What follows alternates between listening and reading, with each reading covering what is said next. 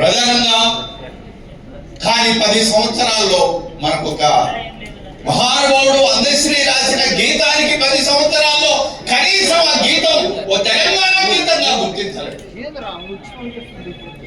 ఓ తెలంగాణ ఆత్మకు ప్రతినిధిగా ఒక విగ్రహాన్ని నెలకొల్పలేదు. తెలంగాణ కోసం ప్రజల్లో ఉన్న అసంతృప్తి అయితే తెలంగాణ దేనికోసమైతే పోరాడామో ఆ కోరిక నెరవేరకపోవటం అయితే ఒక ప్రజా ప్రభుత్వాన్ని, కాంగ్రెస్ ప్రభుత్వాన్ని ప్రజలందరూ కలిసి ఎన్నుకోవటం అనేది జరిగింది. ఈ రోజు తద్వారా ఒక కమిటీ మన ముందుకు రావటం అనేది జరిగింది. ఇక్కడ ఉన్న కవులు, కళాకారులు వెలకట్టలేని వాళ్ళు. వీళ్ళ త్యాగాన్ని వర్ణించలేము. మేము గదరన్న, ఏపూరు సామన్న, గోరెటి వెంకట తదితర కవులు, కళాకారులందరూ ఉద్యమంలో హోరాహోరి పోరాడుతున్నప్పుడు చాలా మంది పిల్లలు, ఆడపిల్లలు వాళ్ళ తల్లిని వదిలిపెట్టి, తండ్రిని వదిలిపెట్టి, భర్తను వదిలిపెట్టి రాత్రి బవళ్ళు మాతోటి ఉద్యమంలో తిరిగిన వాళ్ళు ఉన్నారు. ఇక్కడ చాలా మంది పిల్లలు వాళ్ళ కుటుంబం గడవక బాధపడేవాడు కూడా హోరాహోరి పోరాటంలో తన గొంతునే ఆయుధంగా చేసి పాటలనే ఒక పోరాట ఈటలుగా మలిచి పోరాటంలో ముందు భాగాన నిలబడ్డారు. హోరాహోరి పోరాటం జరుగుతున్నప్పుడు పోలీసులు, మిలిటరీలు వాళ్ళు తెల్లగీత తీసి లైన్ దాటితే చంపుతామంటే కూడా గద్దరన్న, మేము ఆ రోజు పోరాడిన వాళ్ళందరూ కూడా హోరాహోరి ప్రాణాలకు లెక్క చేయకుండా బలంగా పెట్టి తెలంగాణ కోసం కొట్లాడటం వల్ల తెలంగాణ రాష్ట్రం సిద్ధించటం అనేది మా అందరి ఆకాంక్షలకు అద్భుతమైన నిర్వచనం వారు సోనియా గాంధీ గారు ఇచ్చారు. 10 సంవత్సరాల తర్వాతనైనా ప్రభుత్వం ఒక కమిటీ వేసి మమ్మల్ని అందరినీ గుర్తించడానికి ముందుకొచ్చినందుకు మీ అందరికీ పేరు పేరున కృతజ్ఞతలు. నేను పొన్నం ప్రభాకర్ గారిని ఇవాళ కీలకమైన మంత్రి, ఆయన ఇక్కడ ఉన్నాడంటే ముఖ్యమంత్రి గారు మన దగ్గర తెలంగాణ కోసం ఎవరేం చెప్పినా కానీ పొన్నం ప్రభాకర్ గారు చెప్పిందే వేదం. ఖచ్చితంగా ఆయన ఏది చెప్తే అదే నడుస్తుంది ఈ ప్రభుత్వంలో, నాకు తెలుసు ఖచ్చితంగా.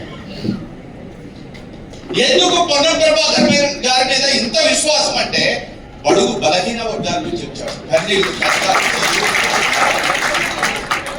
కాబట్టి మిత్రులారా, ఇక్కడ ఉన్న కవులు, కళాకారులలో మొత్తంలో చూడండి, అట్టడుగు వర్గాల వాళ్ళే ఉన్నారు కానీ అగ్రవర్ణాల వాళ్ళు ఎవరు లేరు.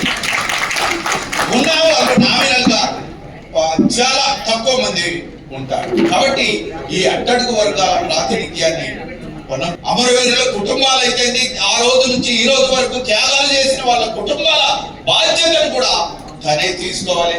అవసరమైతే తన మంత్రే కాదు,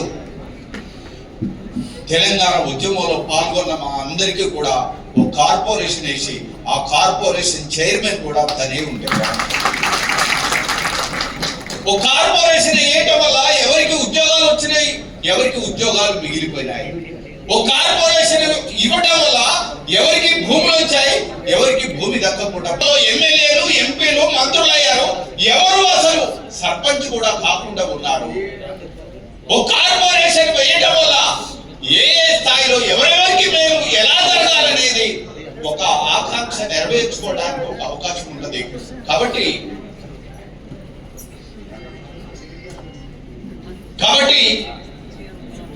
ఈ గవర్నమెంట్ చాలా సూత్రప్రాయంగా మన ఆకాంక్షలను అంగీకరించడానికి వచ్చింది.